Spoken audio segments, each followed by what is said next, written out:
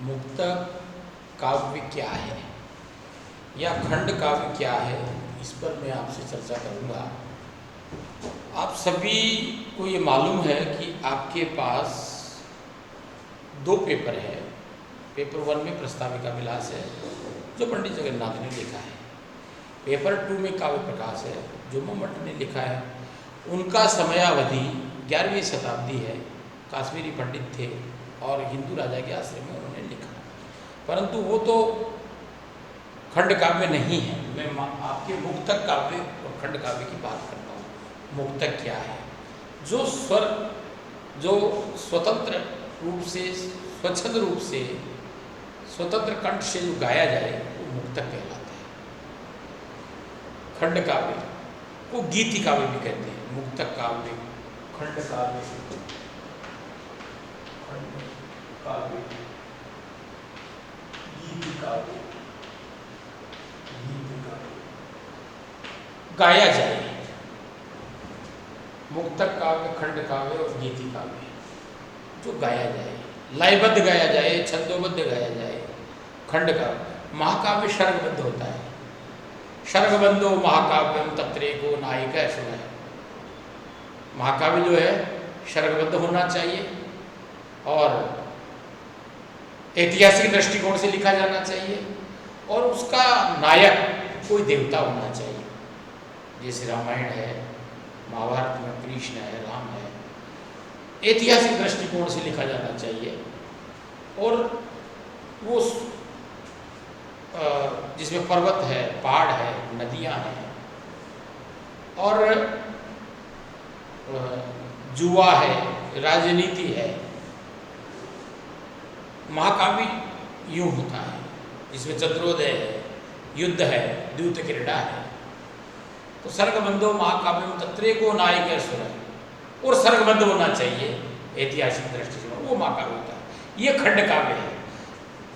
प्रस्ताविका विलास एक खंड काव्य है और पंडित जगन्नाथ ने जहांगीर के दरबार में दिल्ली में अपने पुत्र दारा सिका को पढ़ाने के लिए वो वहाँ आए, वहाँ लिखा उन्होंने। उनमें कई विलास उन्होंने लिखे, जैसे भामनी विलास है, प्रस्ताविका विलास है। आपके यह प्रस्ताविका विलास है तो प्रकृति से जुड़ा है, मुक्तक है, स्वच्छंद है, स्वच्छंद रूप से गाया गया है। और कवि पंडित जगन्नाथ जो है प्रकृति के समीप पहुंचने की चेष्टा कर रहे हैं। भ्रमर है, उद्यान है, लता है, झाड़ी है, पुष्प है, कली है, कदम्ब है, छाया है, जल है और इस प्रकार से जो प्रकृति के समीप पहुंचने की पूरी संभावनाएं प्रस्ताविका विलास में पंडित जगन्नाथ ने की है। एक सुंदर काव्य है, गीति काव्य भी इसको हम कह सकते हैं, जो गाया जाए लयबद्ध।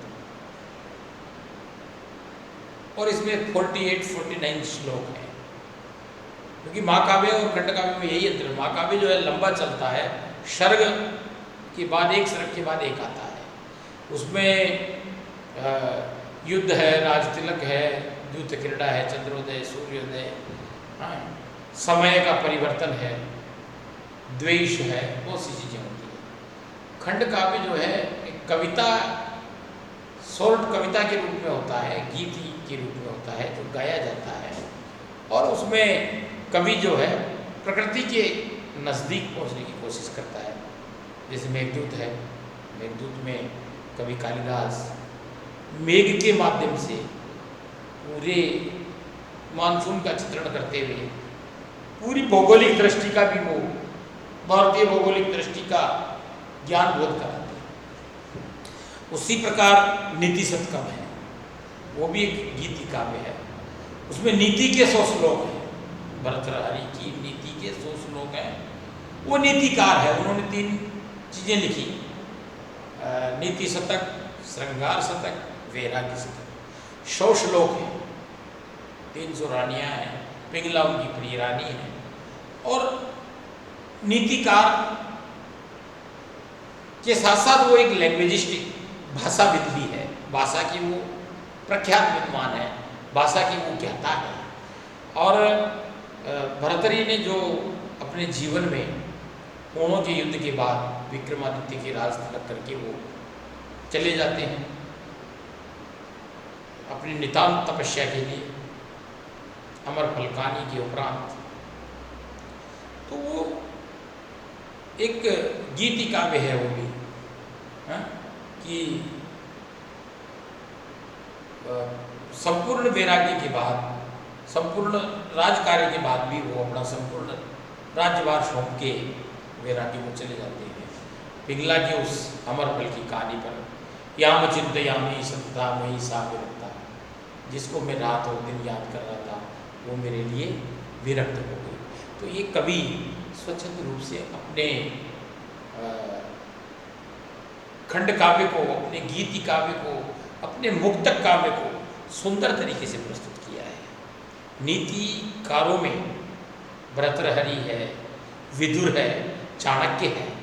भारतीय परंपरा में भारतीय विद्वत पराकाष्ठा में आप यदि देखेंगे तो एक के बाद एक हर समय में, चाहे वो त्रेता हो, द्वापर हो, सतयुग हो, त्रेता हो, द्वापर हो, कलयुग हो, प्रत्येक काल में विद्वत परिपुष्टि होती रही है, विद्वत सम्मेलन होते रहे हैं, नीतिकार होते रहे हैं। अर्थशास्त्री और नीतिकारों ने भारतीय परंपरा को सदियों से संजोया है, गीति काव्य के माध्यम से, खंड काव्य के माध्यम से, मुक्तक काव्य के माध्यम से। क्योंकि नीतिकार के बिना किसी भी संस्कृति, किसी भी देश की मजबूत नींव, उसकी शिक्षा, उसका विद्वान, उसकी शिक्षा पद्धति को मजबूत करने वाले नीतिकार और अर्थशास्त्रज्ञ होते हैं, वही राष्ट्र मजबूत होता है। वो रीढ़ है, राष्ट्र की रीढ़ है, धरोहर है, अनमोल धरोहर है। तो गीति काव्य के माध्यम से यह प्रस्ताविका विलास में पंडित जगन्नाथ ने अपने काव्य में प्रकृति को बहुत नज़दीकी से संजोया है, जिसमें अपने जीवन के अनुभव, राजसत्ताओं के अपने आयाम, शिक्षा पद्धति के अपनी दृष्टि से, और उन्होंने अपने उस लवंगी के प्यार होने के बाद अपने सब शाब्दिक माला को इस तरह से उन्होंने फिरोया है कि प्रकृति ने उनको बड़ी नज़दीकी से देखा है। चाहे वो पुष्प हों, चाहे वो सुगंधित वायु हो, समीर हो, वहाँ का भ्रमर हो, वहाँ का उद्यान का कोई जीव जंतु हो, चाहे वहाँ का हिरण हो या वो उड़ने वाला कोई जीव हो, उन्होंने बहुत सुंदर तरीके से प्रकृति को संजोया है अपने पूरे प्रस्ताविका विलास में। इसको खंड काव्य भी कहते हैं, इसको मुक्तक काव्य भी कहते हैं, इसको गीति काव्य भी कहते हैं। जब तक किसी भी काव्य में, चाहे वो खंड काव्य हो, चाहे वो गीति काव्य हो, छंद न हो, अलंकार न हो, तो अनलंकृति, वो खाली मम्मट ही कह सकता है ये बात कि अलंकार के न होने पर भी काव्य दोष नहीं होता है। परंतु यदि गीति काव्य और खंड काव्य लिखा जाएगा तो उसमें रस भी होगा, अलंकार भी होंगे और छंद भी होगा। विशेषतः रस जो है गीति काव्य और खंड काव्य में श्रृंगार रस का उल्लेख आपको प्राप्त होगा। दो पहलुओं में होगा वो श्रृंगार रस, एक संयोग श्रृंगार है, एक वियोग श्रृंगार है। संयोग श्रृंगार और वियोग श्रृंगार के साथ विप्रलंब श्रृंगार की अपनी एक अनोखी छटा है, जिसमें कवि ये कहता है मम्मट, ये कौमार हरियोवना। उसको कवि अपनी भाषागत छंद और अलंकार, वहाँ अलंकार नहीं होने पर भी वो काव्य दोष नहीं कहा गया है। अनलंकृत, अलंकार नहीं है, फिर भी वो उसमें गुण नहीं है, रस नहीं है, शब्दार्थ हो, उसमें शब्द और अर्थ है, और शब्द और अर्थ के साथ वो काव्य में दोष नहीं कहलाता है। चाहे वो अलंकार हो न हो, गुण दोष हो या न हो, फिर भी वो अनलंकृत, वो अपने अलंकार के नहीं होने पर भी काव्य कहलाया। परंतु खंड काव्य, गीति काव्य और मुक्तक काव्य में अलंकार और छंद होंगे ही। छंदोबद्ध अलंकार अलंकरण के बिना काव्य शोभादायक नहीं होता है। ये रसस्यांगिनो धर्म शौर्यादि ये बात कही कि ये रसस्यांगिनो सर्वधर्म गुण धर्म है, रस धर्मी है, अवयव है तो अवयवी है और अवयवी है तो अवयव है। एक की सिद्धि के बाद एक का अनुकरण किया गया है, परंतु मुक्त काव्य का, खंड काव्य का, जीवित काव्य भी इसको कह सकते हो, क्योंकि वो प्रकृति के समीप जब कवि पहुंच जाता है तो जहाँ न पहुंचे रवि वहाँ पहुंचे कवि। जहाँ सूर्य की किरण नहीं पहुंच सकती, जहाँ सूर्य की आभा नहीं पहुंच सकती, वहाँ कवि की कल्पना पहुंचती है और अपनी लेखनी के माध्यम से वो खंड काव्य को, तो पंडित जगन्नाथ ने अपने खंड काव्य प्रस्ताविका विलास में पहले तो भोलेनाथ शंकर का उन्होंने अपनी उपासना के माध्यम से मंगलाचरण किया है, क्योंकि भारतीय संस्कृति की परंपरा में ये कहा गया है कि आज तक कोई भी शुभ कार्य को करने से पहले मंगलाचरण किया जाता है। कहा जाता है कि दंडी ने नहीं किया था, कादम्बरी उनके उत्तरार्ध उनके पुत्र को करनी पड़ी, ऐसी मान्यताएं हैं। इसलिए हम संस्कृत के छात्र, संस्कृत के शिक्षक होने के नाते हमको कोई भी, चाहे काव्य पाठ हो, चाहे वो कविता हो, चाहे वो संगीत हो, चाहे वो हमारा कोई और ग्रंथ हो, हमको लिखने से पूर्व मंगलाचरण का शुभारंभ अवश्य करना होगा। किसी भी, अभी जैसे मेघदूत है, इसमें कई प्रश्न खड़े होते हैं। कई विद्वानों का मत है कि मेघदूत में तो मंगलाचरण है ही नहीं, लेकिन कालिदास ने सर्वप्रथम ही कश्चित जो शब्द है, कश्चित जो शब्द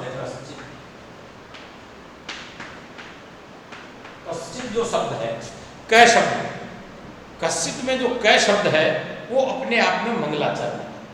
कैसे मंगलाचरण है? कस्मै देवाय हविषा, उस प्रजापति को जो सृष्टि को रचता है, जो सृष्टि का निर्माण करता है, कस्मै देवाय हविषा, उस प्रजापति ब्रह्मा को मैं प्रणाम करता हूँ, नमन करता हूँ, वंदन करता हूँ।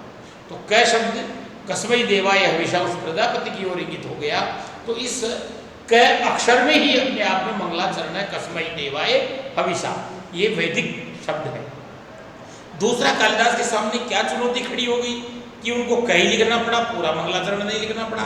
उसका कारण यह है कि उनकी पत्नी ने जब उन्होंने कहा कि अनावृत द्वार कपाट द्वार मदेहि, बहुत लंबे समय से दरवाजा बंद है, वो खोलिए, तो विद्योत्तमा कहती है कि पहले जिस प्रकार पंडितों ने रटपट के भेजा वैसे ही आए हो या कुछ विद्वत जानकारी लेकर के ज्ञान ग्रहण करके आए हो। तो कालिदास कहते हैं कि कैसे मैंने कश्चित कांता लिख दिया, हस्ती कश्चित, हस्ती मीन्स है, कश्चित मीन्स कोई, वाक मीन्स वाणी, आपकी वाणी में कोई दम है क्या? तो इसलिए उनको अपनी पत्नी की वो जो शब्द है वो और प्रजापति का शब्द मिला के कस्मै देवाय हविषा करके उन्होंने अपने काव्य में, अपने खंड काव्य, गीत काव्य में उन्होंने मंगलाचरण किया। हस्ती उत्तरार्षायण से उन्होंने कुमार संभव लिखा और अस्थि कसित वाक विशेष और वाक से वागार्ता उन सब प्रक्रियों से उन्होंने रघुवंश लिखा।